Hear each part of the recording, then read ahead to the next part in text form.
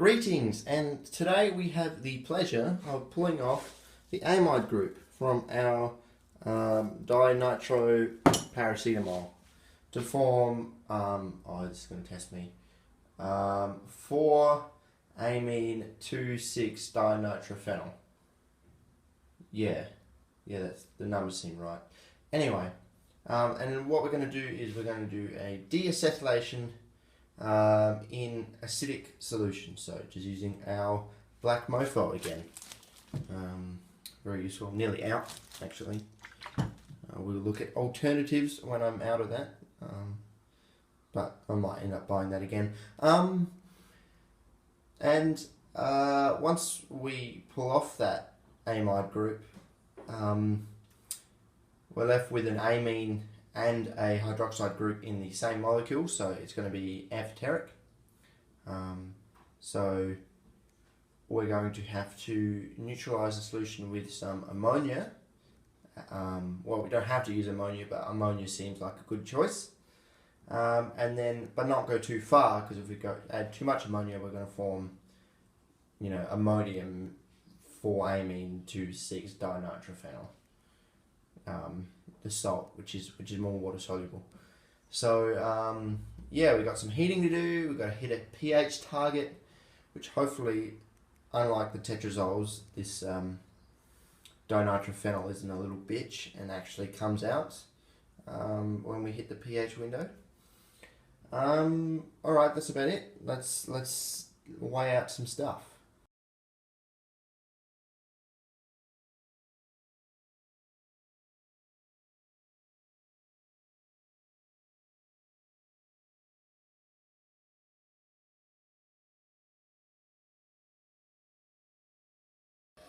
Alright, so now we're going to keep this on. Music on. Don't want another copyright claim. Oh, thanks Chemplayer for the recommendation. We're going to keep this at about 95 degrees and hopefully for about an hour, and hopefully see a colour change. Hopefully you'll be able to see it. I'll set up the time lapse and hopefully we get some nice footage of this happening.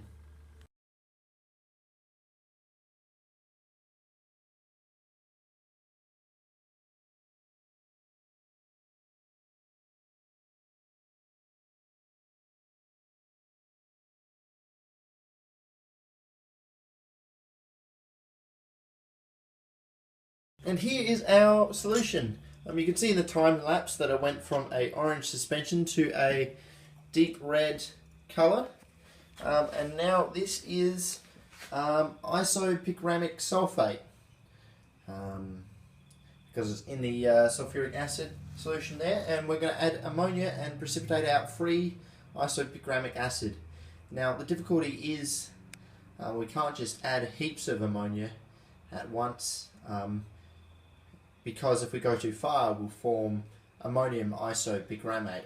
What we have to do now, what I'm meant to be telling you about, is that we have to filter this because it looks like there's some little bits of stuff in there, and this is a good purification step because everything we want should be soluble, everything we don't want is insoluble. So that's things like unreacted dinitroparacetamol,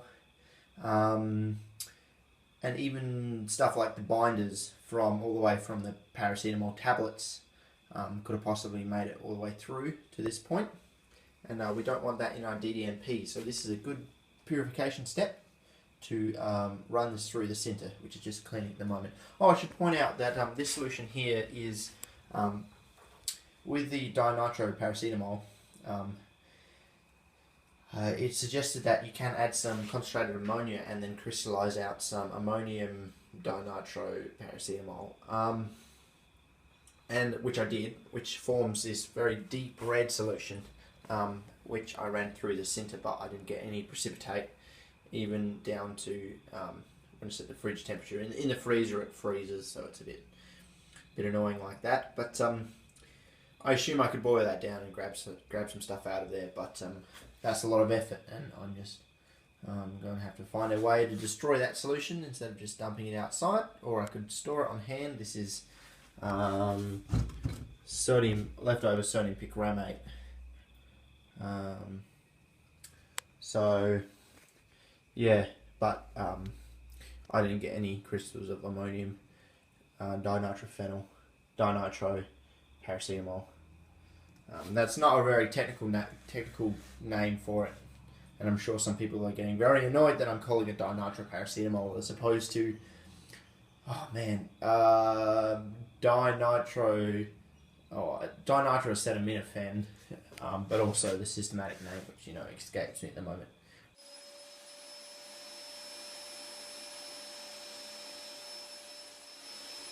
Great news, it's not filtering, and I tried, the vacuum cleaner appears to be broken and it keeps cutting out. It also pulled the lead on it, which flicked the filter onto the wall, as you can see here. So we've lost a solid third of our product after all this work onto the wall, which will probably stain. This is a load of shit. Why does my vacuum cleaner keep turning off? The motor might be stuffed in it. But.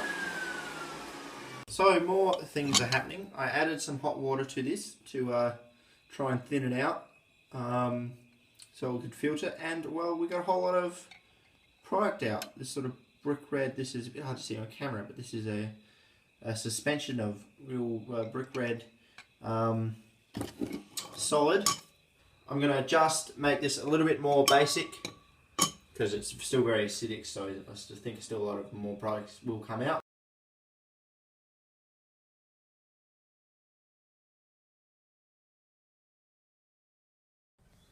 Alright, I think I forgot to film a whole lot of stuff I was doing, but to catch you up, I added hot water to the picramic acid solution, and I got this precipitate out, which is black. Well, it's sort of a very deep red, and it looks kind of bad. And so then I filtered that out, obviously, into there. And then I got this sort of a clear red solution, and I played around with the pH a bit. With I got some concentrated ammonia and sulfuric acid, and I got it to a point where I thought the most precipitate was, which is going to be around 3 or 4 the pH. It was very hard to tell with pH paper just because it stained the paper red. But I then filtered that, and we've got this nice sort of golden brown product here. It's been dried. I washed it with a tiny bit of cold ethanol to speed up the drying, although I'm not sure about that choice because some of it did dissolve and it's reprecipitated out once it's gone into the water below. Speaking of bad choices, I needed new gloves, so I went to the store and I bought this pack because they were $2 cheaper than the home brand ones, without realizing, these are going to look really stupid, aren't they, when I wear 3 different colors. So look, I'm wearing yellow gloves and they look ridiculous, but not as ridiculous as the pink gloves look. So anyway, so what are we going to do now? Okay, I guess we can dry it. Well, I've already dried it, so we'll determine yield. Obviously, it will be lower thanks to this stain on my wall now, which I've made no effort to clean up at the moment, but it also continues below the table here, like some sort of artwork. And boxed up here we have 5.57 grams of isopicramic acid, which represents a 42% yield based on the starting paracetamol, which isn't great, but not too bad considering quite a few things such as nearly losing 100% yield onto the wall, the fact that we still have some in solution, the fact that we lost a significant bit when it's this bit which is full of the impurities like the binders and the nitration byproducts that, we could separate that isopicramic acid from that, but I'm not really going to bother, I don't think, because we'll carry all the stuff over with it and we want quality over quantity here. Also, that we would have lost a solid 30% yield from the nitration because that'll only be about 70-80% yield anyway, so Yeah. Now, notes on the purity. In our that was my pen. Shit. Here it says a great sentence that says, after drying the product should be an orange brownish in colour. Over-neutralisation from adding too much ammonia will give a more brownish colour due to the presence of the purple-coloured ammonium isopicramic salt. I mean, you can read, but is this orangey brown or brown? And how much brown in orangey brown am I allowed before it's too impure? These are difficult technical questions that I will leave to you in the comments, and you can tell me if this is orangey brown, browny orange, or brown. I'm feeling it's an orangey brown. So I'm feeling it's like a good level of isopicramic acid without too much ammonium isopicramate. But if you're feeling it's more browny orange, then we may be full of ammonium isopicramate, which I don't think matters too much, but this paper seems to suggest it does matter. Because in the ortho DDNP we're using sodium picramate, and in this one we're using, we could probably just use ammonium isopicramate, but the difficulty comes in adjusting the amount of reactants needed, because you need to know what you have, whether it be pure ammonium. Yeah, if you've got a mixture of the two, it's going to be difficult calculating how much nitrite is needed. But yeah, I'm feeling that's good. I'm feeling good, and we have our yield. So 5.57 grams of isopicramic acid, which is great. So I'll see you. The yellow gloves are ridiculous.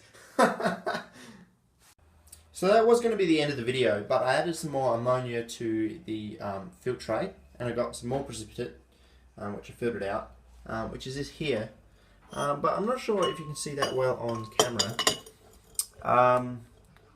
But it's quite a bit more, few shades of redder than this isopicramic acid. That was a terrible constructed sentence. It's more red than this one.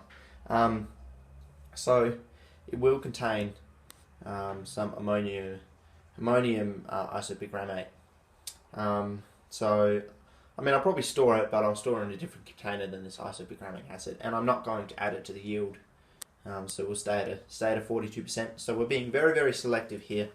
Not taking anything before, not really taking anything after, just getting a nice sort of the middle product, because it's the most pure, and we really just want a small amount of pure stuff, because 5.57 grams of isopicramic acid is still quite a bit of DDNP. So even if that converts all to 4 grams of DDNP is heaps of DDNP. It's more than I'll ever really want on hand.